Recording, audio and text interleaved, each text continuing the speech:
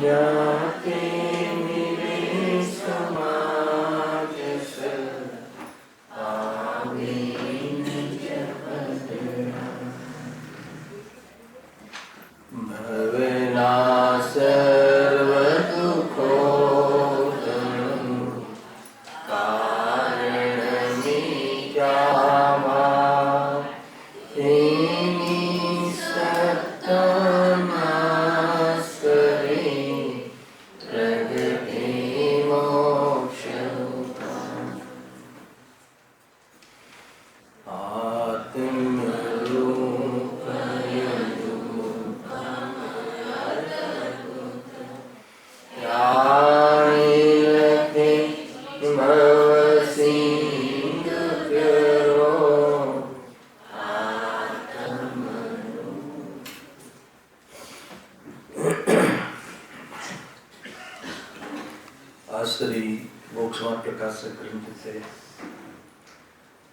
ચોથા અધિકાર ઉપર આપણે સ્વાધ્યાય ચાલી રહ્યો છે.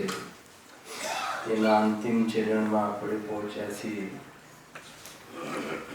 કુલ મળીને આ અધિકારનો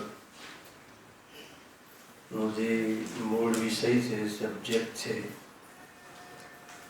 કે ભાવના સર્વ દુઃખો તણું. ભાવમાં જે જીવને અનંત દુઃખને પ્રાપ્ત થાય છે એનું કારણ કોણ છે? તો કહે છે કે મિથ્યા ભાવ.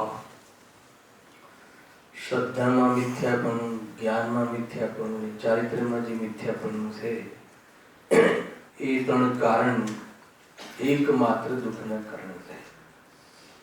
સંયોગો દુઃખના કારણ નથી, કર્મનો ઉદય દુઃખના કારણ નથી, કર્મ દુઃખનું કારણ નથી, પરંતુ જે મિથ્યા શ્રદ્ધા છે, મિથ્યા શ્રદ્ધાનું સ્વરૂપ સ્પષ્ટ કરતા પંડિતજી કહ્યું સાતત્વ સંબંધી જે તેને વિપરીતતા છે, ભૂલ છે, એ ભૂલના કારણે તું અનંત દુઃખી છે. સ્વસંબંધી, પરસંબંધી, સુખ અને સુખના કારણ સંબંધી, દુઃખ અને દુઃખના કારણ સંબંધી જે તેને વિપરીત તારી માન્યતા છે એ સૌથી મોટી ભૂલ છે. એને મિથ્યા શ્રદ્ધા કહ્યું. અને મિથ્યા જ્ઞાનનું સ્વરૂપ સ્પષ્ટ કરતા પંડિતજી કહે છે કે તારું જે વર્તમાન જ્ઞાન છે એ જ્ઞાનમાં ભેદ જ્ઞાનનો અભાવ હોવાના કારણે, અવિવેક રૂપ પરિણમન હોવાના કારણે એ તારું જ્ઞાન અપ્રયોજનભૂત જે તત્વ છે એમાં લાગી રહ્યું છે. જે આત્માના કલ્યાણમાં, આત્માના હિતમાં કારણ નથી એવા પદાર્થોને જાણવામાં, સમજવામાં, જાણકારી લેવામાં ઉલઝી રહ્યું છે. અને તું એ ઉઘાડરૂપ જ્ઞાનને તું મહિમા કરતો હોય છે. એટલું જ નહીં, આગળ એમ કહે છે કદાચિત કોઈ જીવ પ્રયોજનભૂત તત્વને પણ જાણે અને એની જાણકારી પણ લે, પરંતુ મિથ્યા શ્રદ્ધાના કારણે એ જીવ એ જ્ઞાન દ્વારા વિપરીતતાને સાધે છે. પદાર્થોને જાણવામાં પણ વિપરીતનું સાધવું એ અજ્ઞાનનું લક્ષણ છે. બહુ ગજબની વાત છે પ્રભુભાઈ. સાત તત્વને, જે પ્રયોજનભૂત તત્વને તું જાણે, પરંતુ એના માધ્યમથી, જાણકારીના માધ્યમથી એને માન કષાયનો હેતુ બનાવે, માન કષાયના પોષણનો હેતુ બનાવે, અભિમાન કરવામાં એને નિમિત્ત બનાવે એ જ્ઞાનને, તો કહે છે કે એ જ્ઞાન અજ્ઞાન છે, અર્થાત તો મિથ્યા જ્ઞાન છે. આગળ મિથ્યા ચારિત્ર જે અંતિમ આપણે અહીંયા ઘણા વ્યાખ્યાનથી ચાલી રહ્યું છે એનું સ્વરૂપ, એની સ્પષ્ટતા કરતા પંડિતજી કહે છે કે મિથ્યા શ્રદ્ધા અને મિથ્યા જ્ઞાન પૂર્વક, અર્થાત ઇષ્ટ અનિષ્ટની કલ્પના પૂર્વક જે પણ શુભ અશુભ ભાવ તું કરે છે એ બધું મિથ્યા ચારિત્ર છે. એની ચર્ચા આપણે હમણાં જ અંતિમ પ્રવચનોમાં સમાપ્ત કરી છે. ટૂંકમાં એમાં મૂળ પોઈન્ટ એ હતો કે શુભ અશુભ ભાવો કોઈ મિથ્યા ચારિત્ર નથી, પરંતુ ઇષ્ટ અનિષ્ટ બુદ્ધિ પૂર્વક શુભ પરિણામ કરવા કે અશુભ પરિણામ કરવા, કશાય ભાવ ન કરવા, એ બધું મિથ્યા ચારિત્ર છે, મિથ્યાચરણ છે. ગજબની વાત કહી. જ્ઞાની માટે આ લાગુ પડતું નથી. જેને સમ્યક દર્શન છે એનો શુભ ભાવ, ભગવાનના ભક્તિના ભાવ, તત્વ વિચારના ભાવ, એ બધાને વ્યવહાર ચારિત્ર કહેવાય છે. અને એના પાપ ભાવ અસંયમ રૂપ કહેવાય છે, અચારિત્ર કહેવાય છે. અને જ્ઞાની અને અજ્ઞાની હોય, મિથ્યા શ્રદ્ધા હોય, શુભ ભાવ અને અશુભ ભાવના માધ્યમથી એ વિપરીતતાને સાધતું હોય, શુભ ભાવમાં પુણ્યની રુચિ હોય, અશુભ ભાવ દ્વારા કાર્યની સિદ્ધિ માનતો હોય, શુભ બુદ્ધિ હોય, તો એ રીતે જે કરવામાં આવતા શુભ અશુભ ભાવ એ બધા મિથ્યાચાર છે. ટૂંકમાં એક હેડિંગ બાંધ્યું કે ઇષ્ટ અનિષ્ટની બુદ્ધિપૂર્વક કરવામાં આવતા, ચાહે એ ચરણાની યોગની અર્થાત તો આગમની અનુસાર એ ભાવ કરતો હોય તો પણ એનું જે પરિણામ મિથ્યા છે. કેમ કે એ શુદ્ધોપયોગમાં હેતુ બનતો નથી. એટલે સુંદર ચર્ચા કરી, તર્ક આપ્યું, અને એના આધાર ઉપર એક આખો ચેપ્ટર ટોપિક એમને લખ્યો કે ઇષ્ટ અનિષ્ટની મિથ્યા કલ્પના. બહુ વિસ્તારથી થઈ ચૂક્યું છે, પરંતુ 15 દિવસની ગેપ આવી જાય તો થોડુંક વિસ્મરણ થઈ જતું હોય છે. બરાબર સમજી? તો વિષયને અનુસંધાન કરવા અર્થે 5 મિનિટે તો વિષય લઈ લઈએ છીએ. કે એમ પ્રશ્ન કર્યો કે ભાઈ ઇષ્ટ અનિષ્ટની જે કલ્પના છે એ મિથ્યા કેવી રીતે? આ પ્રશ્ન હતો કે અમને તો દુનિયામાં કેટલાક પદાર્થો ઇષ્ટ લાગે છે અને કેટલાક પદાર્થો અનિષ્ટ પણ લાગે છે. તો અનિષ્ટ પદાર્થોથી દૂર રહેવું જોઈએ અને ઇષ્ટ પદાર્થોના સંપર્કમાં રહેવું જોઈએ, એવા ઉપદેશ પણ મળતા હોય છે. હે ને? તો અને તમે એમ કહો છો કે ઇષ્ટ અનિષ્ટની કલ્પના કરવી કોઈ પર પદાર્થોમાં એ મિથ્યા કલ્પના છે, એમ કેમ? અને એનો એક પ્રશ્ન ત્યાં કર્યો હતો. તો બહુ સુંદર વ્યાખ્યાઓ બાંધી. ઇષ્ટ એને કહેવાય કે જે લાભદાયી હોય, ઉપકારી હોય. અનિષ્ટ એને કહેવાય કે જે હે ને અલાભદાયી હોય, અનુપકારી હોય. તો એ પ્રમાણે કહ્યું. પછી આગળ જઈને બહુ સુંદર કહ્યું કે લોકમાં જે સર્વ પદાર્થો છે પોતપોતાના સ્વભાવના કરતા છે. આ સિદ્ધાંત. એટલે કોઈ પદાર્થ કોઈને સુખ આપી શકે, સુખદાયક છે તો કે નહીં, તો પછી ઇષ્ટ કેવી રીતે થાય? અને કોઈ પદાર્થ કોઈને દુઃખ આપી શકે, દુઃખદાયક છે, દાયક એટલે દેવા વાળો, દુઃખ દેવા વાળો છે કોઈ પદાર્થ, તો કે આપી જ શકે નહીં. દરેક પદાર્થો, સર્વ પદાર્થો પોતપોતાના સ્વભાવરૂપ પરિણમન કરે છે, પોતાના ભાવમાં પરિણમન કરે છે, ચાહે વિભાવરૂપ હોય કે સ્વભાવરૂપ હોય. તો પછી કોઈને દુઃખ આપે કે સુખ આપે એ વાત સૈદ્ધાંતિક દૃષ્ટિ સિદ્ધ થતી નથી. એટલે કોઈ પણ પદાર્થ ઇષ્ટ અનિષ્ટ નથી. એ સિવાય આગળ આપણી ઓરથી કથન કર્યું કે ચલ માની લઈએ છીએ કે તું એમ કહે છે કે ફલાણો પદાર્થ ઇષ્ટ છે ને ફલાણો પદાર્થ અનિષ્ટ છે, તો તું જ કોઈ પદાર્થને ક્યારેક ઇષ્ટ કહે છે, હે ને? એ જ પદાર્થને કોઈ અનિષ્ટ કહે છે. ક્યારેક તું પોતે જ એ પદાર્થને અનિષ્ટ અનુભવ કરે છે. તો એકવાર તું નક્કી કરીને કહી દે કે આ પદાર્થ પરમેનન્ટ ઇષ્ટ છે ને આ પદાર્થ પરમેનન્ટ અનિષ્ટ છે.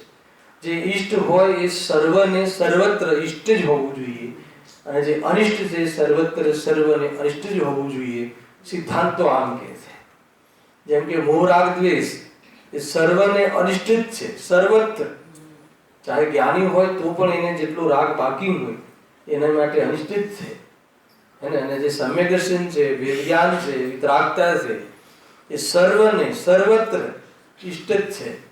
અને તું જે પદાર્થો માટે ઇષ્ટ અનિષ્ટની કલ્પના કરે છે અને રાગ દ્વેષને પામે છે, તો કહે છે કે એના કારણે તું જે ઇષ્ટ અનિષ્ટ કહે છે એ તો સિદ્ધ થતું નથી. એટલે બુદ્ધિમાની એમાં છે કે કોઈ પદાર્થ ઇષ્ટ અનિષ્ટ છે જ નહીં. અગર જો તને આ નિર્ણય થઈ જાય તો શું થશે? રાગ દ્વેષ પેદા જ નહીં થાય. કેમ કે ઇષ્ટ અનિષ્ટ માનવામાં રાગ દ્વેષ પ્રગટ થાય છે. મને જે ઇષ્ટ લાગે એના પ્રત્યે રાગ રહે છે, અને જે મને અનિષ્ટ લાગે એના પ્રત્યે દ્વેષ થાય છે, અને રાગ દ્વેષ થવાના કારણે દુઃખ થાય છે. તો જો કોઈ પદાર્થ ઇષ્ટ અનિષ્ટ લાગે જ નહીં તો રાગ દ્વેષ ઉત્પન્ન થાય જ નહીં, તો સુખ દુઃખની કોઈ વાત જ નથી. બસ આ આખી મેથડ ત્યાં કહી નથી. છતાં વળી એક ઓર ટોપિક મૂક્યો, પેટા એક ટોપિક, એટલે એમાં જ આગળ વિષય ચલાવ્યો. આખો વિષય તમને બતાવી દઉં છું, પછી આપણે ચોપડીમાંથી જોશું. એમ કહે છે કે વળી કોઈ પદાર્થ જે તને કહ્યા એ પદાર્થો સુખદાયક, ઉપકારી યા દુઃખદાયક, અનુપકારી થાય છે તે કઈ પોતાની મેળે થતા નથી. આ વાત કર્મની ઓરથી. ઠીક છે, તને જે સુખદારી લાગે છે, સુખદાયક લાગે છે, સુખકારી લાગે છે, દુઃખકારી લાગે છે, એ પણ પોતાની મેળે થતા નથી. ખ્યાલ આવે કે નહીં? તો કઈ રીતે થાય છે? તો કે કર્મની થિયરી લઈ આવે, નિમિત્ત પ્રધાન કથન. અને કોઈ પદાર્થનું પરિણમન જ્યારે એ વખતે તને સાતાનો ઉદય હોય તો એ વખતે તને સુખકારી લાગે છે, ઈષ્ટ લાગે છે. ખ્યાલ આવે? અથવા તને ઈષ્ટ લાગે છે એ પરિસ્થિતિ, એ પદાર્થની પોઝિશન, એ પદાર્થનું કોઈ કાર્ય, તો એ વખતે તને સાતાનો ઉદય છે એમ સમજવું. અને કોઈ પદાર્થ જ્યારે તને એ પોઝિશન પ્રતિકૂળ ભાષે તો સમજવાનું કે સાતાનો ઉદય છે. અને એમ કહીને કર્મની ઓરથી બહારમાં એ પણ નિમિત્તિક કથન કર્યું. અને એમાં એ કથન કરવાની સાથે સાથે એક પ્રશ્ન કહ્યો કે જો એમ જ છે, પર પદાર્થમાં ઈષ્ટનિષ્ઠની કોઈ વસ્તુ નથી અને કર્મની ઓરથી ઈષ્ટનિષ્ઠની પોઝિશનો બનતી હોય છે, તો કહે છે કે તું પછી કોઈ કર્મ પર દ્વેષ કરવો ને કોઈ કર્મ પર રાગ કરવો, એટલી તો છૂટ આપો.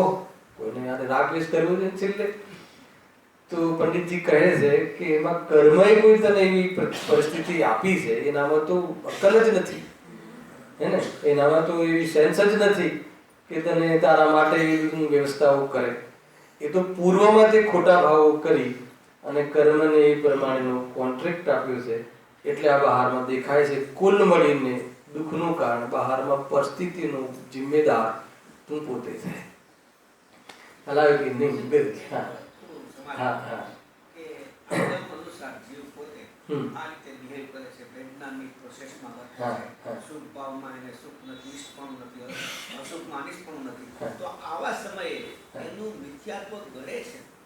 હા. જ્યારે બહાર એ પ્રોસેસ છે, પૂર્વ પર્યાયમાં થવા વાળી પોષણ છે. ભલે એને અત્યારે પ્રતીતિ નથી, પણ સત્યનો પક્ષ જે બને છે ને એ બહુ મોટું કામ છે. સત્યના પક્ષનું પોષણ થતા સામાયિકના ભણકારા વાગે છે. અને સામાયિકના કાળમાં પૂરી પ્રોસેસથી વેદ વિજ્ઞાન જો કરી લે અને એ પ્રમાણે પરિણમી જાય, અભ્યાસુ વેદ જ્ઞાન છે એ પરિણમનરૂપ થઈ જાય, તો એ જ્ઞાની બની જાય છે.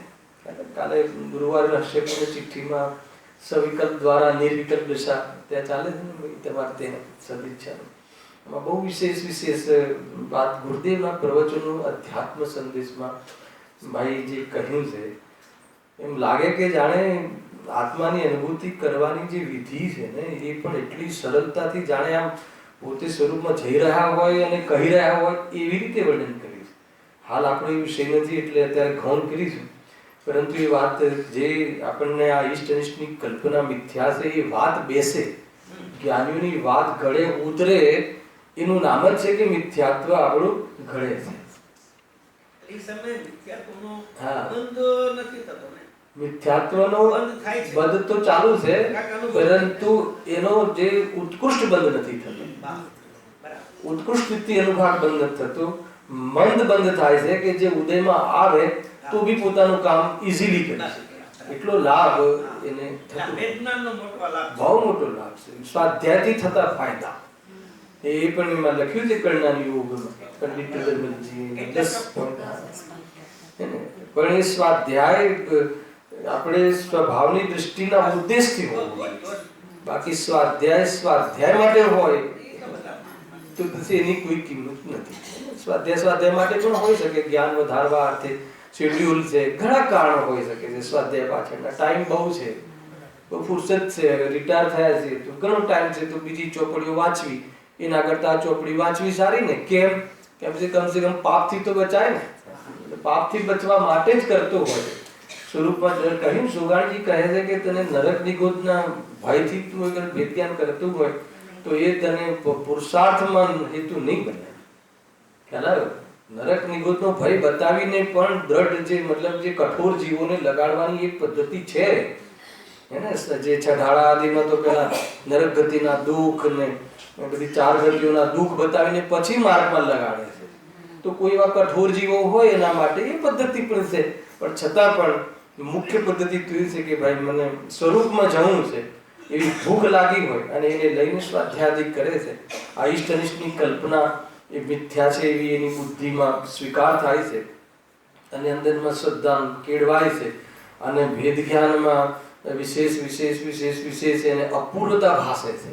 માન લો કે હું ગયા શનિવારે એના આગળના શનિવારે વાત કરી, કદાચ નેક્સ્ટ શનિવારે ફરીથી આ લઈ લઉં તો પણ તમને એ બોરિંગ ના લાગવું જોઈએ, અપૂર્ણતા ભાસવી જોઈએ, હે ને. જો ગુરુદેવના પ્રવચનમાં ભાઈ કર્તા કર્મ અધિકાર ચાલે છે ને, અમારે ત્યાં બહુ સાંભળીએ છીએ રસપૂર્વક, તો હર પેરેગ્રાફમાં ઘણી વાર લાગે કે એ જ હમણાં જે 89 ગાથા પૂરી થઈ તો એમાં જે આ મિથ્યા દર્શન જ્ઞાન ચારિત્ર થોડું 2 મિનિટ કહું એમની શૈલી અને જે આપણે એના લઈને આપણને જે કેવી રીતે પ્રેરણા લેવી જોઈએ, તો ત્યાં એ વિષય હતો 89 ગાથા સ્મરણમાં હશે કે જે આ મિથ્યાત્વથી જે પરિણામ જીવ મિથ્યાત્વ અને અજીવ મિથ્યાત્વ બે કહ્યા ને, તો જીવ મિથ્યાત્વ જે છે એ તો પર કરાવતું નથી અને સ્વભાવમાં છે નહીં, તો પછી આવ્યું ક્યાંથી એ પ્રશ્ન છે 89 ગાથા.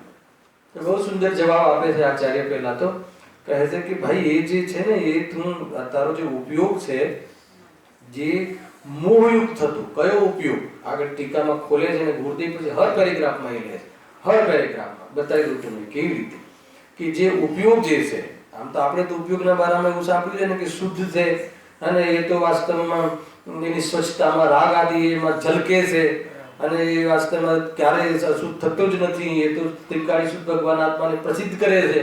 આપણે અત્યારે ઉપયોગ માટે આ રીતની જ સાંભળેલું છે ને, સત્ય પણ છે. જ્યારે એને સ્વભાવની ઓરથી શુદ્ધ ઉપયોગનું વિશ્લેષણ આવે ત્યારે આ રીતે કહેવું, પરંતુ જ્યારે આ એ જ ઉપયોગ મોહયુક્ત થતો, હે ને, પોતાના સ્વભાવને ભૂલીને મિથ્યાત્વ, અજ્ઞાન અને અવિરતિ 3 પ્રકારે પરિણમે છે. એ 3 પ્રકારના વિકાર પરિણામ ઉપયોગના છે એમ કહી ગાથામાં તો આટલું કહીને છોડી દીધું. આચાર્ય કુંકુમદેવ, અમરચંદ્ર દેવે એમને બહુ વાત ખોલી કે ખરેખર જોવામાં આવે, નિશ્ચયથી જોવામાં આવે, પરમાર્થથી જોવામાં આવે તો આ જીવ નિજ રસથી પોતાના સ્વભાવ રૂપ પરિણમવા રૂપ સ્વરૂપ એ રીતે એનું સમર્થ છે, અથવા એને પરમાત્મા બનવાની આત્મામાં તાકાત છે. જ્ઞાન દર્શનમય ઉપયોગમય રહેવાની, જ્ઞાતા દ્રષ્ટા રહેવાની આત્મામાં તાકાત છે, રાગ રૂપે થવાની આત્મામાં તાકાત નથી સ્વભાવની ઓરથી. તો આ વાત મહેન્દ્રભાઈ હર પેરેગ્રાફમાં જેને તો પણ જે એને ગૌણ કરવાનું છે ગાથામાં, આમ હોવા છતાં ઉપયોગ આને ભૂલીને, હેને, હું આનું કરી શકું છું, કેળવણી આપી શકું છું, હેને, હું દીકરાને દીકરીને બરાબર સુખી કરી શકું છું, એવી કર્તૃત્વ બુદ્ધિ એ મિથ્યા શ્રદ્ધારૂપ પરિણમન કરે છે. એ આખો વિષય છે. પણ ગુરુદેવજી એને બીજા પક્ષને થોડું ધીમેથી કહે અને આ પક્ષને કહે કે જો એને આત્મામાં તો એને પર્યાયમાં આનંદનો સાગર ઉછળે, એને એ ઉછળે અને એમાં આનંદમાં લીન રહે એવી તાકાત છે, એને પરમાત્મા બનવાની તાકાત છે આત્માનું તો એ સામર્થ્ય છે. તો વારંવાર મેં જોયું કે પૂરા 5 પાનાના પ્રવચનમાં હર પેરેગ્રાફમાં, હે ને, તો મને ખ્યાલ આવ્યો કે એકની એક વાત પણ આપણને હર સમય એમની રજૂઆત, હર સમય એમનું વેટેજ, એનાથી આપણને અપૂર્ણતા ભાસે. એટલે જીનવાણીનો કોઈ પણ સિદ્ધાંત વારંવાર સાંભળવામાં પણ અપૂર્ણતા ભાસવી જોઈએ. સ્વાધ્યાય જે ખરેખર સ્વાધ્યાય થયું છે એનું આ લક્ષણ છે, હે ને. પછી કહે પણ છે કે તને આ એકની એક વાત લાગે છે તો તું જે જીવન જીવે છે સંસારમાં તો રોજ નવું શું કરે છે એ બતાવ ને.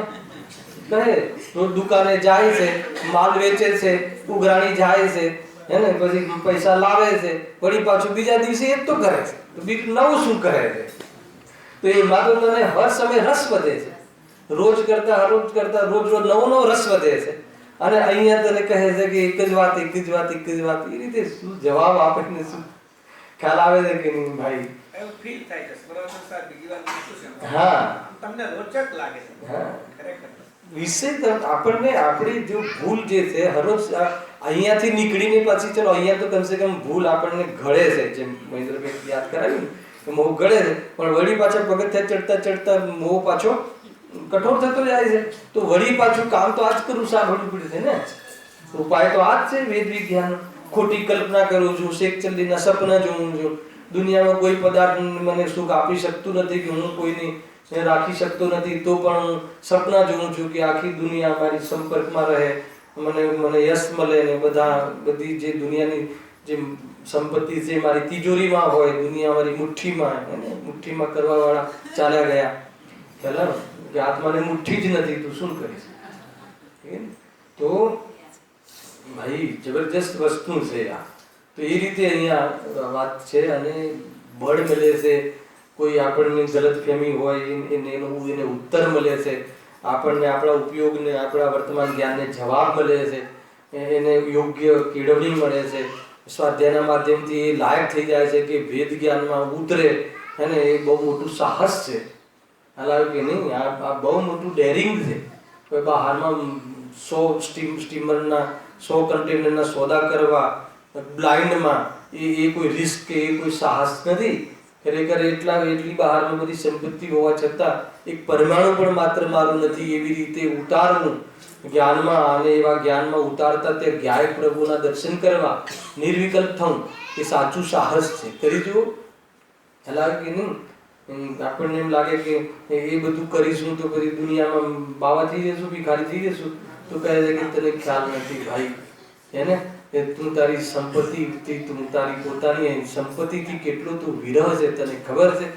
અને અનંત સુખનો સંપત્તિ ભોગ કરી શકે એવી તારી પાસે વસ્તુ પડી છે, અને એનાથી તું દૂર રહે છે, એનાથી અનદેખા એને વર્તન કરે છે. તો કે તને ખ્યાલ નથી કે તું કેવી જાતિની સજા ભોગવી રહ્યો છે. બહુ બધી વાતો છે ચિન્મયભાઈ પકડીમાં આવે છે કે નહીં. તો ઈષ્ટ અનિષ્ટની મિથ્યા કલ્પનામાં એમને આ પ્રમાણે વાત કહી કે એટલે ઈષ્ટ અનિષ્ટ છે નહીં, કર્મની ઓરથી પણ વાત કહી. અને જ્યારે કર્મ ઉપર વાત લઈ આવે તો એક પ્રશ્ન મૂકી દીધો કે ઠીક છે, કર્મની ઓરથી જોઈએ તો કોઈ કર્મ પર દ્વેષ કરવો અસાતા ઉપર, અને તો કે એમ નથી, પૂર્વમાં તે જ બધા કરેલા છે. એમ કહીને એ ટોપિક આપણે સમાપ્ત કર્યો હતો. હવે એના પછી એ જ ટોપિકની અંદર મૂળ જે ટોપિક એ છે કે મિથ્યાત્વ સહિત જે રાગાદી ભાવ થાય છે એને મિથ્યા ચારિત્ર કહેવાય છે. તો હવે એક નવું શેડીને આપ્યું, રાગ દ્વેષનું વિધાન. એને રત્નત્રયનું વિધાન તો સાંભળ્યું હતું, પંચપરમેષ્ઠનું વિધાન તો સાંભળ્યું હતું, આ રાગ દ્વેષનું વિધાન. અરે તું રત્નત્રયનું વિધાન જે ભણાવવાનો રાગ છે ને, એ રાગ દ્વેષનું વિધાન છે. પેલા કે નહીં, ગજબ છે ભાઈ જ્ઞાનીઓની દૃષ્ટિ. અહીંયા એમ કહે છે એનો વિસ્તાર. આપણા જીવનમાં રાગ દ્વેષનો વિસ્તાર જે છે ને, કે પર્યાય બુદ્ધિ જ્યાં સુધી પરમાહમ બુદ્ધિ રહે અથવા ઈષ્ટનિષ્ઠ બુદ્ધિ રહે ત્યાં સુધી રાગ દ્વેષ સીમિત થતા નથી, રાગ દ્વેષ મર્યાદિત થતા નથી. એ અહીંયા કહેવું છે. એને તું જ્યાં સુધી ઈષ્ટનિષ્ઠની કલ્પના કરે ત્યાં સુધી એ જે રાગની જે રાગ દ્વેષની જે પરંપરા હમણાં બતાવશે કેવી પરંપરા છે. આ ટોપિકના બે એંગલ બતાવી દઉં તમને, પછી હું વાંચું છું. કે એક તો જ્યાં સુધી તું પરદયમાં ઈષ્ટ અનિષ્ટ બુદ્ધિ કરે, જે બહારમાં જે દેખાય છે સ્ટેજ પર, બહારમાં સ્ટેજમાં દોડતો દેખાય, એને શિખરજીની ને બધી યાત્રાઓ કરતો દેખાય, અને જે લૌકિક ક્ષેત્રમાં હોય તો ધન ઉપાર્જન માટે દોડતો દેખાય, એ બધી કસાયો દેખાય, લડતો દેખાય, રાગ કરતો દેખાય, સમાજના ઉત્કર્ષમાં બી ઘણા એ પ્રકારના દયાદાન પર પરિણામ કરતો દેખાય. પણ આ બધા જે રાગ દ્વેષ જે સ્ટેજ ઉપર જે નાચ દેખાય છે ને, તો બેક સ્ટેજમાં કોણ કામ કરે છે ખ્યાલ છે? આ બધું કરવા પાછળ હાથ કોનો છે? આપણે દેશ વિદેશમાં ફરીએ છીએ, દુકાને જઈએ છીએ, આ કરીએ છીએ, એમાં પગ ફટાક દઈને ઉપડે છે, એમાં આળસ આવતી નથી. એને ગમે એટલું આમ થાકીને આવ્યા હોય તો બીજા દિવસે આમ જાણે એવો ને એવો ભાગે.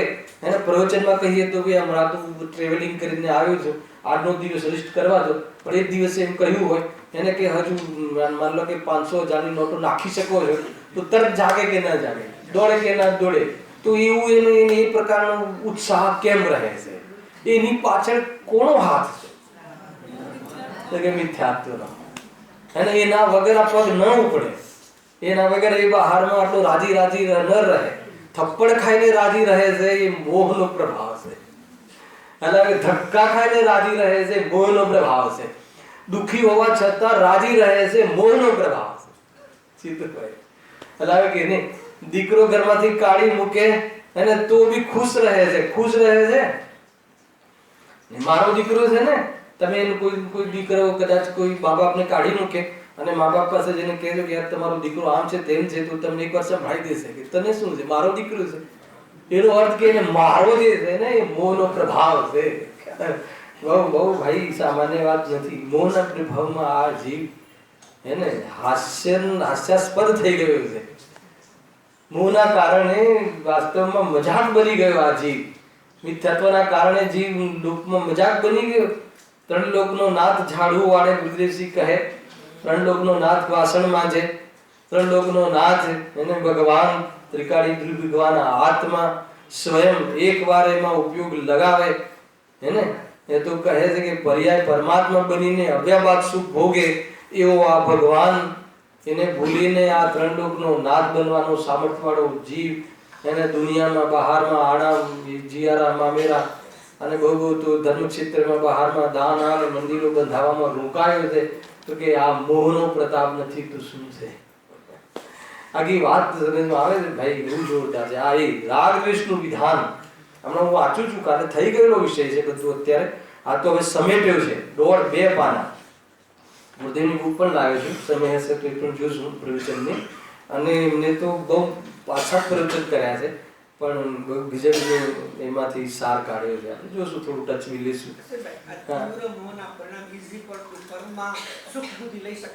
હા, પરમ શુભ બુદ્ધિ કહો, શુભ શુભમાં શુભ બુદ્ધિ કહો, પાપમાં શુભ બુદ્ધિ કહો.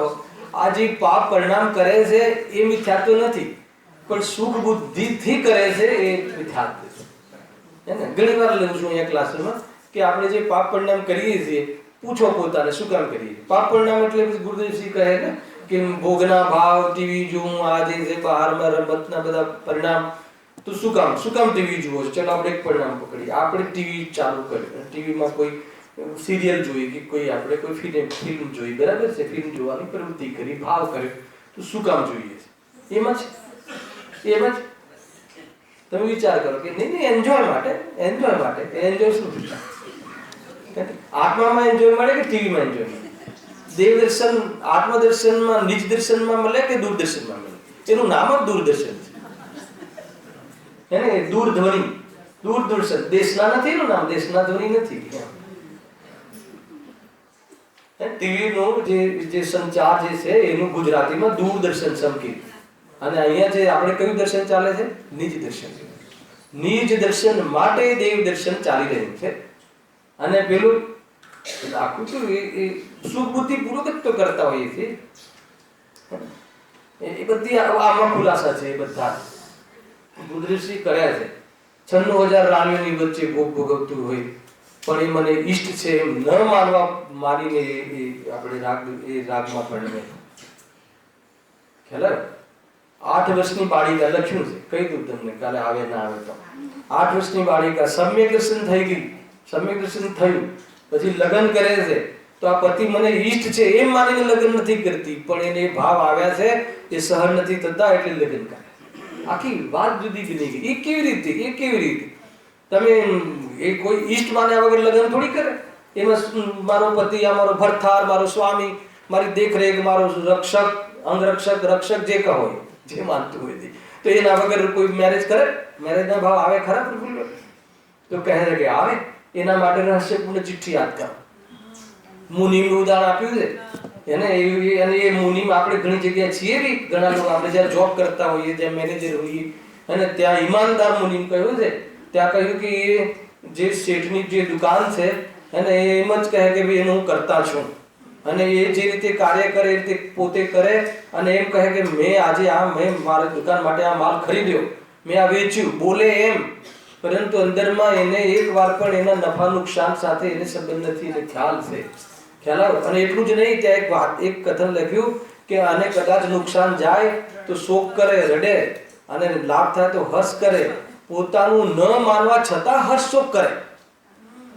તો જ્યારે એક દુકાનમાં આપણે, આપણી દુકાન નથી તો બી શેઠની દુકાનમાં બેઠા હોઈએ, તો ઈમાનદારી હોય, સજ્જનતા હોય, તો શેઠને નુકસાન થાય તો દુઃખ જાગે ના જાય? જાય. બરાબર છે. અને માનો ફાયદો થાય તો આપણને આનંદ પ્રસન્ન થઈ કે ના થઈ, બરાબર છે. અને છતાં બી એના નુકસાન કે નફામાં આપણે અધિકાર નથી જમાવતા, એને તો પોતાનું ન માનવા છતાં હર્ષોક થઈ શકે છે, હર્ષોક કરે છે. તો પછી આ જેને મોક્ષ માર્ગમાં એક આત્મા સિવાય પોતાની કોઈ બી ચીજ પોતાની ન માને અને ઉદયગત હર્ષોક થાય તો થાય, હાલ આવે કે એને થાય તો થાય. એ પ્રમાણે કૃષ્ણ આવે આખી થિયરી એમ બહુ અત્યારે ચાલી રહી છે રહસ્યપૂર્ણ ચિઠ્ઠી, એને જબરજસ્ત. અને એમાં અધ્યાત્મ સંદેશના આધારે તમે વાંચજો, તમને ખુલી જશે અંદરના જે છે ને પીડાયેલા જે ભાવ છે ને ખુલી જશે. એ રીતે અંદરમાં તો ભાવ પડ્યો છે, પીડાઈ ગયો છે, મોહથી સંકોચાઈ ગયો છે, એનો સ્વભાવ જે છે તો ત્યાં ને ત્યાં મોજૂદ છે. એ જો તો એ રીતે રાગ દ્વેષનું વિધાન. હવે વિધાન કેવી રીતે થાય? આપણો વિસ્તાર.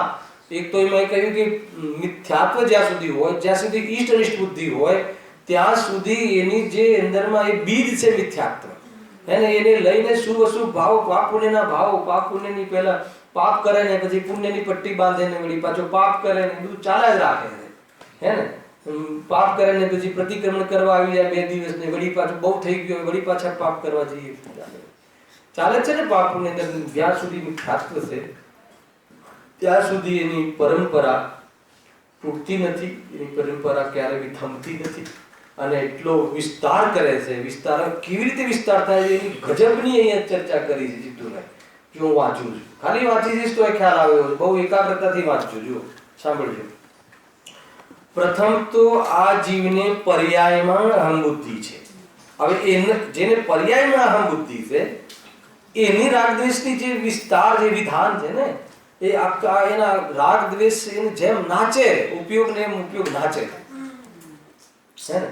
જો રાગ દ્વેષ હોય ને તો જ ઉપયોગ વિચલિત થાય, હે ને. ઉપયોગ કેમ આપણો સ્થિર થતો નથી? ઘડીમાં તમે વિચારો, આખી કલ્પના લોકમાં ભલે તમે ગમે તે બહારમાં તમે સક્ષમ હો, પુણ્યના ઉદયથી તમને ઘણી બધી અનુકૂળતાઓ હોય તો એ જે સ્થિર હોય છે અને એમ હોય છે કે નહીં મને મોક્ષ મળી ગયું એવી શાંતિ હોય છે. માનો કે 7 પેઢી સુધી ન ખૂટે સમીરભાઈ, એવી બહારમાં અનુકૂળતાઓ હોય. તમને એવું લાગે છે કે એ જે શાંતિથી બેઠો હશે ઘરમાં અને કદાચ કોઈ બહારમાં પ્રવૃત્તિથી નહીં દેખાતો હોય તો બી એનું મન, હે ને, એ શાંત હશે એમ લાગે છે તમને? બોલો, જોઈ લેજો. અને અહીંયા તો બધા જ રીતના જીવો છે, આપણે પ્રેમ સમજીને ચાલીએ. જૈનોને તો ક્યાં પ્રોબ્લેમ છે? પુણ્યના ઉદયથી જેને પરિગ્રહી નો ત્યાગ કરવા વાળો સમાજ પરિગ્રહમાં મુખ્ય છે, હે, જોઈ લેજો પ્રફુલભાઈ. બરાબર છે કે કોઈ શાંતિ ન મળે ભાઈ. એમ કહે છે મિથ્યાત્વ હોય તો ચાલે જ ચાલે. જ્યારે એમ લાગે કે ચલો હવે આપણે તો બધું બરાબર થઈ ગયું છે પણ સમાજમાં દુખિયા જીવો છે, આવી ગયું ને, તો પુણ્યનો ભાગ. અને જ્યારે એ કરવા જાય, એનું લક્ષ્ય કરે અને એમાં થોડી પ્રતિકૂળતા મળે તો દ્વેષ ભાવ. તને કહ્યું તું ને કે તારે આ જગ્યાએ તારે નોકરી લાગી જવાનું છે, પહોંચ્યો કેમ નહીં? હવે ન તારે લેવા કે ન દેવા કે તારી આ શરીરની પર્યાય સાથે તો એને કોઈ ઈષ્ટ અનિષ્ટપણું લાગતું નથી, તો પણ આ લખ્યું છે આમાં, ખ્યાલ આવે. અને છેલ્લે એક પોઈન્ટ તો પંડિતજી કહે છે કે આ ભલે તને બહારમાં પદાર્થો જે ઈષ્ટ અનિષ્ટ બુદ્ધિ કરે છે ને, તો પદાર્થો તો ઈષ્ટ અનિષ્ટ છે જ નહીં. એ જે તું ઈષ્ટ અનિષ્ટ માને છે એનું કારણ કોણ? તો કે દર્શન મોહ. એને લઈને ભ્રમ, ઉપાદાનથી લઈએ શુદ્ધ ઉપાદાનથી તો સ્વભાવની ખબર નથી, હે ને.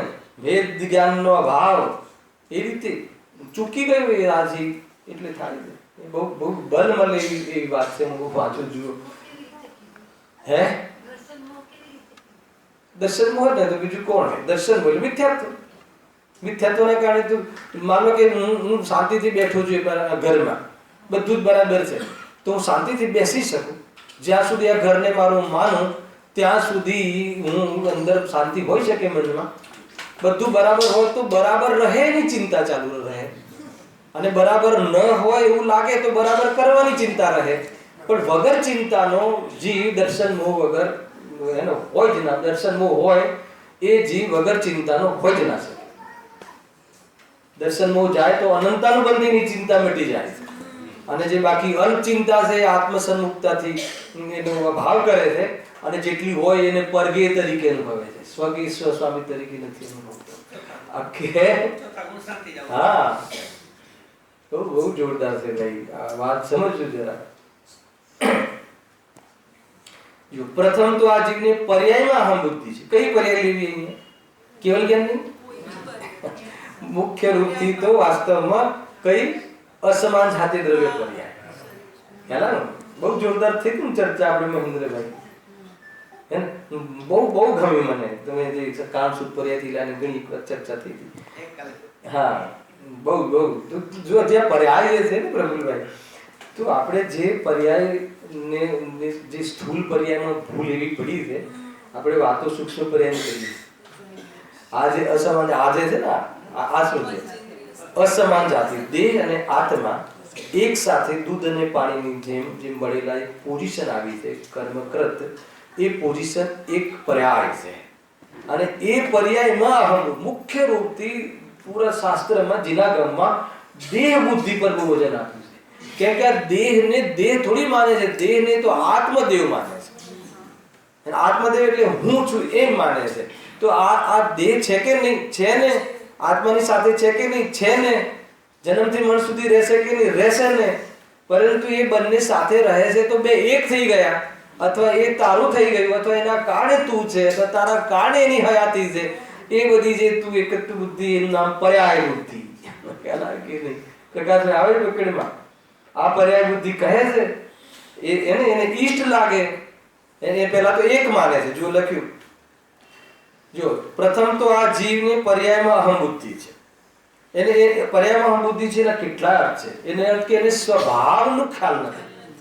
પર્યાયમાં અહમ બુદ્ધિ છે એટલે કે એને જે ત્રિકાળ રહે છે એમાં અહમ બુદ્ધિ નથી. પોઝિશનોમાં ત્રિકાળપણાની કલ્પના છે. પોઝિશનોમાં પરમેનન્ટની કલ્પના છે. બોલો, આપણી પાસે જે બી કોઈ પોઝિશન છે એમાં પરમેનન્ટની ભાવના છે કે નહીં? કાં તો પરમેનન્ટની ભાવના છે, કાં તો એને એના જે કાળ પ્રમાણે રહે ને એનો વિરોધ છે ને જલ્દી હટી જાય તો સારું, કાં તો પોતાના પ્રણે પલટાઈ જાય તો સારું, કાં તો કોઈ પર્યાય પરમેનન્ટ રહે તો સારું. આ ત્રણેય એંગલ પર્યાય બુદ્ધિના છે. બોલો, આ બુદ્ધિ આપણામાં છે કે નહીં? આ કઈ બુદ્ધિ છે? ખોટી બુદ્ધિ છે. ખ્યાલ? માનો કોઈ બી પર્યાય, માનો આપણે શરીરમાં જે કોઈ નિરોગી અથવા યુવાનીની પર્યાય આવે, કોઈ જીવ ચાહે છે કે યુવાની જતી રહે? કોઈ જીવ ચાહે? એવું તમે ચાહ્યું હતું યુવાનીમાં કે આ યુવાની જતી રહે? કોઈ નથી ચાહતું. એનો અર્થ કે પર્યાય પલટે છે, એના વિરોધમાં એ વિચારે છે કે નહીં, આ તો કાયમી રહેવું જોઈએ, હે ને? અને કાયમી ના રહે તો કાયમી એ જે જવાની જેવી છે એવી દેખાવી જોઈએ કમસે કમ. તો પછી એના ઉપાય કરે. એને બધાને ખબર છે એના ઉપાય. બરાબર છે કે નહીં? તું છે કે નહીં? આ ચાલે કે ના ચાલે? હોય ઘર પણ દેખાવ કેવું જોઈએ? હોય 90 નો પણ દેખાવ જોઈએ 19 નો, 18 નો. અરે દેખાય 18 નો પણ થાય ને 18 નો. કદાચ 18 નો દેખાય, એ કોને દેખાય 18 નો? એવી મોહીને જ દેખાય 18 નો, હે ને? મોરહિત જીવને તો ન 18 નો દેખાય, ન 80 નો દેખાય, અનાદિ અનંત દેખાય. કેટલું અંતર છે ભાઈ. એને મોહનું તો જબરજસ્ત. દિનેશભાઈ બરાબર છે કે આ રીતે છે. કોઈની લાગણી દુભાતી બી હોઈ શકે, પણ શું કરે? કદાચ કોઈ દાય બાય કરીને આવતું હોય, લાગણી દુભાતી, શું કરે? એને તો શું કરે? ગુરુદેવજી કહે છે યોગસાર કે પદ્મનંદી પદવી સંતિકા. હા, હે ને એમાં હે? હા. નવું કપલ આવ્યું હોય, કઈ સાંભળવા આવ્યું હોય, અને એ વખતે આપણે કહીએ, અને એ દિવસે એને ટૂર પર જવાનું હોય, પેલું જે ફરવા જતા હોય જવાનું હોય, અને એમ કહીએ કે આ જે ભાવ જે છે ભોગનો ભાવ એ અબ્રહ્મ્ય ભાવ છે, સંસારમાં રખડાવવા વાળો ભાવ છે, તો જરીક એને ન ગમે. પણ ભાઈ શું કરે? સત્ય હોય એ તો અમારે કહેવું જોઈએ. એને ગમે એવું કહેવું એ અમારું કામ. હા, અમારી પાસે બીજું શું હોઈ શકે? એવી નિર્માણતા, કેટલું એ જીવને બી અંદરમાં કઠોરમાં કઠોર વાત કેટલી સરળતાથી કહેવી. જીતુભાઈ બહુ જોરદાર છે ને? સમ્યક દર્શન કરતા તો શીખવું એમની પાસેથી, પણ બોલતા ત્યાંથી શીખવું. ગજબ છે અદ્ભુત. એવું. પ્રથમ તો આ જીવને પર્યાયમાં અહમ બુદ્ધિ છે. પર્યાયમાં અહમ બુદ્ધિ એટલે ખ્યાલ આવે ને સંકેત કે જે પર્યાય જે પોઝિશન હોય, કાં તો એ પોઝિશન, હર પોઝિશન ક્ષણિક છે. આ પર્યાયનું સ્વરૂપ છે અને હર પર્યાય ક્ષણિક હોવા છતાં વસ્તુ કાયમ છે. આ આખી પ્રમાણ વસ્તુનું સ્વરૂપ છે.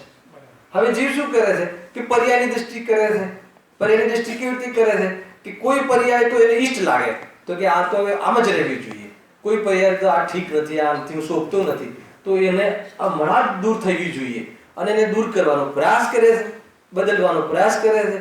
તો કાં તો પર્યાયને પોતાની ઈચ્છા અનુસાર બદલવાનો ભાવ, હે ને, કાં તો આગળ પાછળ કરવાનો ભાવ, કાં તો કોઈ પર્યાય કાયમી ટકી જાય એવો ભાવ, આ બધા જ પરિણામ પર્યાય બુદ્ધિ છે. અને મોટા ભાગે કઈ પર્યાયમાં પર્યાય બુદ્ધિ છે તો આગળ લખે છે કે જુઓ, પ્રથમ તો આ જીવને પર્યાયમાં અહમ બુદ્ધિ છે, તેથી તે પોતાને અને શરીરને એક જાણી પ્રવર્તે છે. શરીર અને આત્મા બે એક સાથે છે કે નહીં? અચ્છા, એ બે મળેલા છે કે નહીં? મળ્યા છે પણ ભળ્યા નથી, એ ધ્યાન રાખજો. મળેલા તો એવા છે કે ભ્રમ થઈ જાય, હે ને. આત્મા હાથ ઊંચો કરવાનો યોગ ઉપયોગ કરે અને આ બાજુ હાથ ઊંચો થાય. બે કાર્ય, તો આ હાથ ઊંચો કર્યો એમાં કેટલું કામ થયું? હાથ કોણે ઊંચો કર્યો? તો કે શરીરે. આજ સુધી આપણને ખબર નથી શરીર બી હાથ ઊંચો કરે. તો આત્માએ શું કર્યું? તો કે આત્માએ હાથ ઊંચા કરવાનો રાગ કર્યો અથવા એ રાગ મિશ્રિત ઉપયોગ કર્યો. એ અજ્ઞાનને વશ થઈને કર્યું. ખરેખર તો આત્માએ જાણ્યું. કેટલી બધી વાત છે ભાઈ. અજ્ઞાનને વશ થઈને યોગ અને ઉપયોગનો સ્વામી બને છે. ખરેખર તો એ સ્વભાવનો સ્વામી છે. જાણવા વાળો રહે તો હાથ કોનો? અહંકાર ના કરે મેં હાથ ઊંચો ના કર્યો, લખવા થાય ત્યારે ઊંચો થતો નથી, એ હિંતા દિનતા. અને અત્યારે જરા પોષ હોય ને ત્યારે કે હું આમ 1 કિલો 50 કિલોની ગુણી તો બેગ તો આમ ફેંકી દીધું, પાપડે ના તૂટે. એ જ ભાવમાં બને કે ના બને ભાઈ. એ રીતે છે કે તું એ કાર્ય કરવામાં, એ કરવાની તારામાં તાકાત જ નથી, કરી શકતો જ નથી. તું બહુ તો અજ્ઞાનને વશ થઈને અહંકાર કરી શકે છે, કાં તો ભેદ જ્ઞાન કરીને જ્ઞાતા દ્રષ્ટા રહીને મજા કરી શકે છે. બસ હવે નક્કી કર કે તારે શું કરવું છે. પ્રથમ તો આ જીવને પર્યાયમાં અહમ બુદ્ધિ છે, તેથી તે પોતાને અને શરીરને એક જાણી પ્રવર્તે છે. બરાબર? આગળ હવે રાગની પરંપરાનું પેટ ખોલે છે અહીંયા. આ શરીરમાં પોતાને રૂચે એવી ઈષ્ટ અવસ્થા થાય છે તેમાં રાગ કરે છે. હેલા સૌથી પહેલા શું કહે છે કે આ શરીરમાં પોતાને રૂચે. ગુરદેવસિંહ લખે છે પ્રવચનમાં કે કોઈ નિરોગી, એને કોઈ ગોરી, એને શરીર ગોરું હોય કે બહારમાં હાઈટ વાઇટ વાળું શરીર મળે, સ્થાન સંસ્થાન ને જે બીજું શું આકાર પ્રકાર, એ બધા એને રૂચે. રૂચે એટલે શું? રૂચે ગમવાનો ભાવ નથી લેવું, એમ શ્રદ્ધાની વાત. રૂચે એટલે એમ લાગે કે આવો હું હોઉં તો મારો વટ પડે, આવો હું હોઉં તો દુનિયામાં મારું અસ્તિત્વ ટકે. એ મિથ્યા શ્રદ્ધા. એવી જે એનામાં રૂચિ, એવી જે એનામાં ખોટી બુદ્ધિ જેને છે, અને એવી ઈષ્ટ અવસ્થા થાય.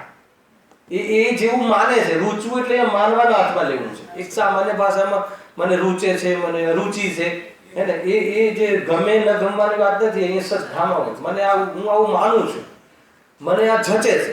શું જચે છે? કે બસ આવું શરીર હોય ને તો હું દુનિયામાં સુપરમેન કહેવાઉં. એ શું થઈ ગયું? મિથ્યા શ્રદ્ધા છે ને. શરીર દેખાય અને હું સારો દેખાવ, શરીર આવું દેખાય તો હું સારો દેખાવ, એમ શરીર અને પોતાને મેળવીને એવી રુચિ કરે છે અથવા એવી કલ્પના કરે છે, એવી માન્યતા કરે છે અને કદાચિત શું થાય છે? એવી પોઝિશન બને છે. આ લખ્યું ને, પોતાને રુચિ એવી ઈષ્ટ અવસ્થા થાય છે ત્યારે શું થાય? એને ઈષ્ટ લાગે છે ને, એને અનુકૂળ લાગે છે, એને પ્રાઉડ ફીલ થાય છે અને એવી અવસ્થા મરે છે તો શું થાય? એના પ્રત્યે પ્રેમ થાય, રાગ થાય. તથા પોતાને અરુચિ એવી અનિષ્ટ અવસ્થા. પોતાને અરુચિ એટલે પોતે માને છે કે જો મારું વજન આ રીતનું હોય તો મારી દુનિયામાં કાંઈ ગણતરી ના થાય, મારા બહાર શરીર પર જ લેજો, સહયોગ પર જ નથી જો. દૂરવર્તી સમય પર નથી જોવું. જે શરીર રૂપી જે છે, કે શરીર અને આત્માને એક માને છે. મૂળ જે શરીરમાં જે ઈષ્ટ અવસ્થા થાય છે, એની ગમતી અવસ્થા અથવા રૂચતી અવસ્થા અથવા એને જે માન્યતામાં લીધી છે કે આવી અવસ્થા હોય તો હું રૂપાળો દેખાવ, તો મારું કઈ વર્ચસ્વ રહે, તો એવું જે માને છે ને એ અવસ્થા થાય તો એના પ્રત્યે રાગ રહે છે. અને એનાથી વિરોધી કોઈ અવસ્થા થાય જે માને છે કે નહીં આવું જે કાળો હોય તો સારું ના લાગે, જીવ કાળો હોય તો જીવ એટલે હું કાળો, શરીરને આત્માને એક માનીને અનુભવ કરે છે ને. કદાચ બોલવામાં તો એમ કહે કે શરીર કાળું ગોરું છે, હું તો જ્ઞાતા દ્રષ્ટા વાળો છું, તો પણ આ હું સરસ બોલ્યો એમ વાણી સાથે અહમ બુદ્ધિ કરતો વર્તે, ચૂકતો નથી. મિથ્યાત્વની સાથે સંબંધ રાખવામાં એ બહુ વાસ્તવમાં એકદમ પાવરફુલ છે, એકદમ પ્રમાણિક છે. મિથ્યાત્વ રાગ દ્વેષના સંબંધોમાં પ્રમાણિક રહેવું એ જીવ પોતાની સાથે સૌથી મોટી અપ્રમાણિકતા કરે છે. બહારના રાગ ને બહારના વ્યવહારો ને તહેવારો ને આને તેને કોઈ ઝંઝટ નહીં. એને પ્રભાવનામાં પણ પોતાનું લક્ષ્ય કરીને સ્વાધ્યાય કરવું ને તો ક્યાંય જીવ ખોવાઈ જાય. જીતુભાઈ કાંઈ નહીં, દમ નથી કાંઈ દુનિયામાં. પોતાનો રસ વધે, શુદ્ધાત્માનો રસ વધે ભાઈ, એને અંદરમાં આત્માનો રસ વધે, સન્મુખતા જવાનો અંદરમાં રોમાંચ વધે.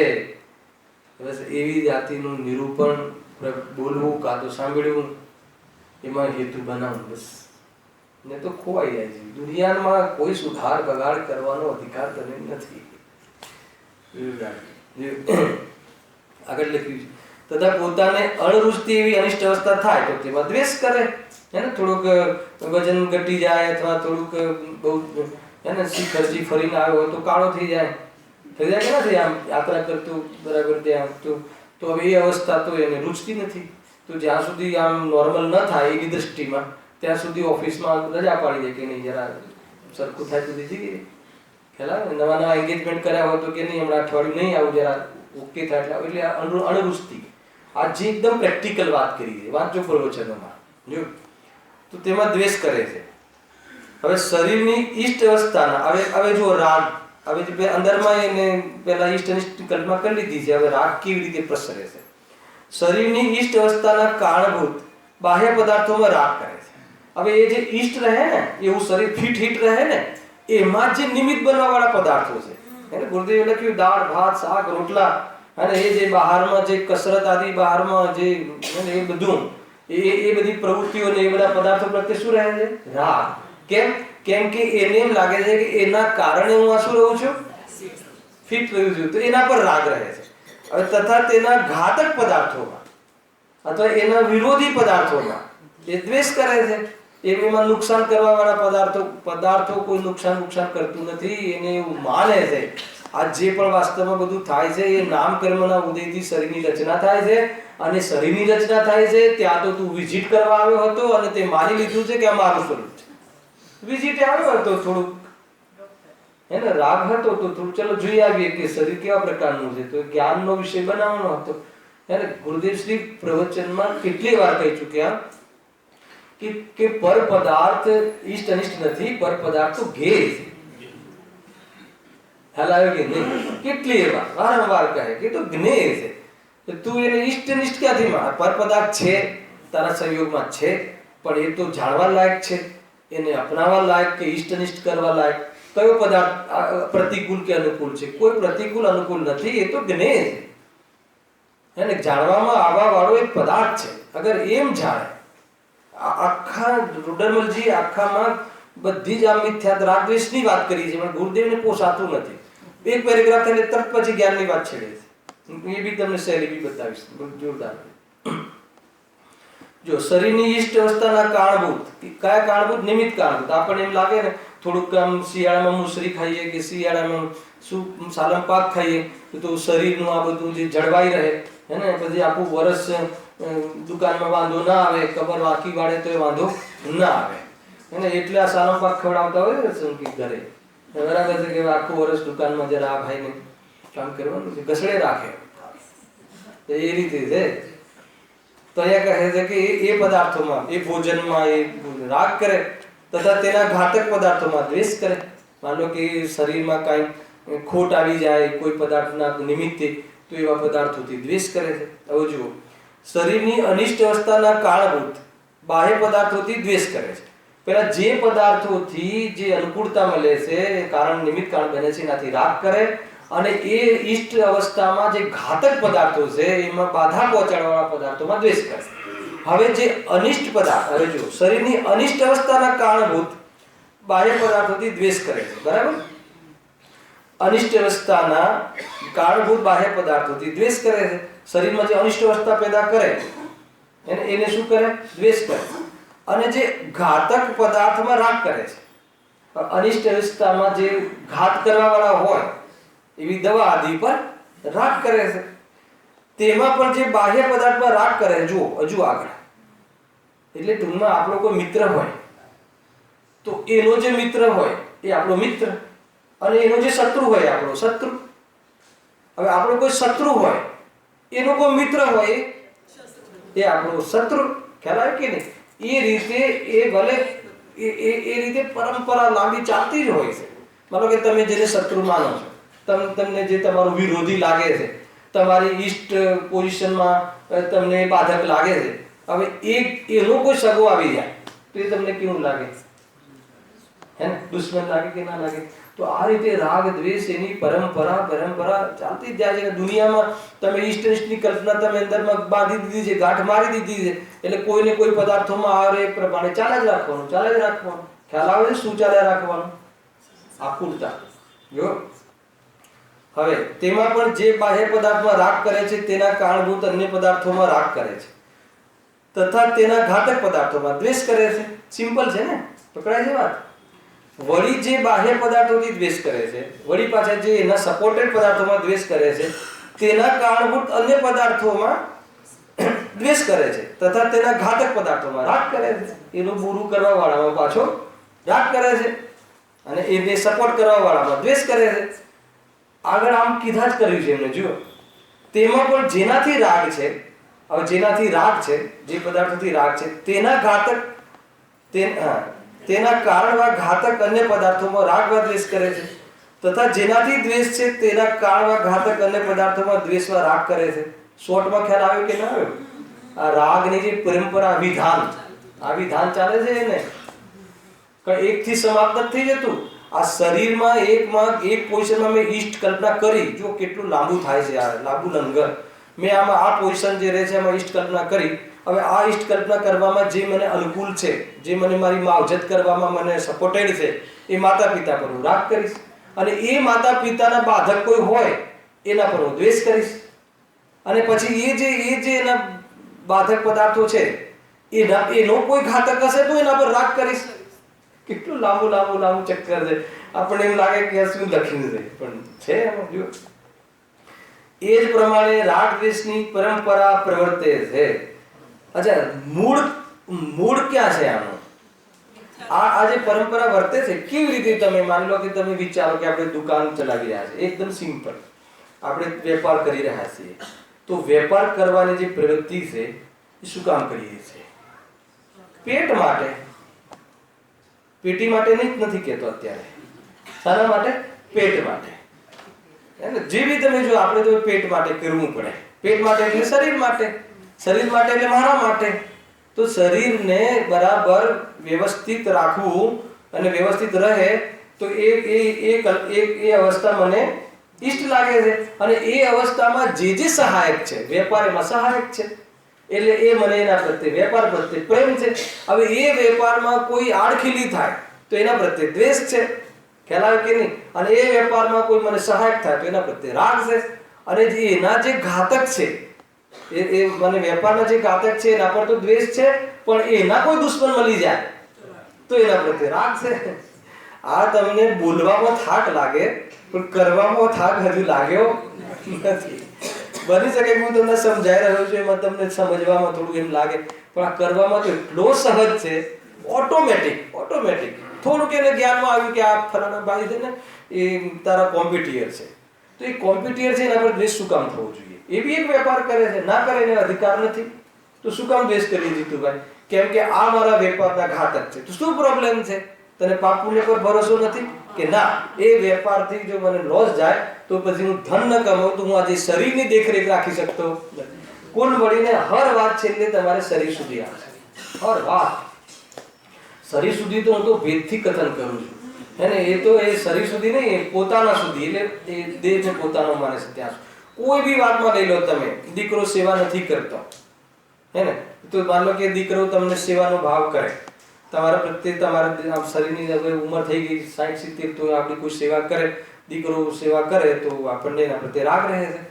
પછી બાધક તત્વ આવી ગયું, ના ખ્યાલ હે ને, લગ્ન થઈ ગયું એટલે હવે આપણે હવે બસ કે ભાઈ તું આ મા બાપની સેવા ક્યાં સુધી કરીશ, ફોરેન રિટર્ન થઈ શકે, તું ચાલે જ કરોડો રૂપિયા મળશે એને, હવે તું આયુ સમાપ્ત થતા મરે જ છે વ્યક્તિ, યાર મોકલી દે દેશ વિદેશ કમાવા. હવે એ બાધક તત્વ પર આપણને શું થાય? દ્વેષ થાય. ખ્યાલ? બસ આ રીતે તમને એમ લાગે કે ચાલુ જ જાય, અંદર ચાલતું જ હોય છે. અને આ તો હું તમને સ્થૂળ ઉદાહરણ આપું છું. હર પરિણામમાં આ રીતે રાગ દ્વેષ ચાલુ હોય છે. અને એ જ્યારે તીવ્ર થાય ને તો ત્યારે જ્યારે સ્ટેજ વળી જાય ને એ પરિણામને, ત્યારે પ્રવૃત્તિમાં પણ દેખાય છે. એને સ્ટેજ વળવું જોઈએ. ખ્યાલ કે ને? એવું નથી કે બધા અહીંયા બેઠા છે, બધા શાંત છે. સ્ટેજ મળી જાય તો જો કશાયના રંગ કેવા આવે, 6 લેશિયા પણ બધું જ દેખાય. એટલા માટે 6 લેશિયામાં ઓલું ઝાડનું બતાવ્યું નથી ને, એ રીતે છે. જુઓ, ખાલી વાંચી લઉં છું, પછી કાલે પ્રશ્ન સ્ટાર્ટ કરીશું. વળી કોઈ બાહ્ય પદાર્થ શરીરની અવસ્થાને કારણ નથી, છતાં તેમાં પણ તે રાગદ્વેષ કરે. આ નવો વિષય, એટલે નવી વળી કહીને કોઈ વાત કરવી છે. કાલે અહીંયાથી જો ફરીથી લઈશ, કેમ કે એમાં કાફી કોઈ વાત કરવી છે. અને હવે તો કહે છે કે બાહ્ય પદાર્થ શરીરની અવસ્થાને કારણ નથી, એને આપણી જે શરીરની સારી અવસ્થા રહે એનું કારણ નથી, એના પર બી રાગ રહે છે અને દ્વેષ રહે છે. અને પછી જેના પર રાગ રહે છે એના ઘાતક પર પાછો દ્વેષ રહે છે. આ એક ઓર વાત કરવી છે. અને આગળ જે વિષય એમને જોડ્યો છે અદ્ભુત છે. ચર્ચા આપણે કાલે કરીશું અને રાત્રે આપણે 9 વાગે મળીએ છીએ. સહજાનંદી શુદ્ધ સ્વરૂપ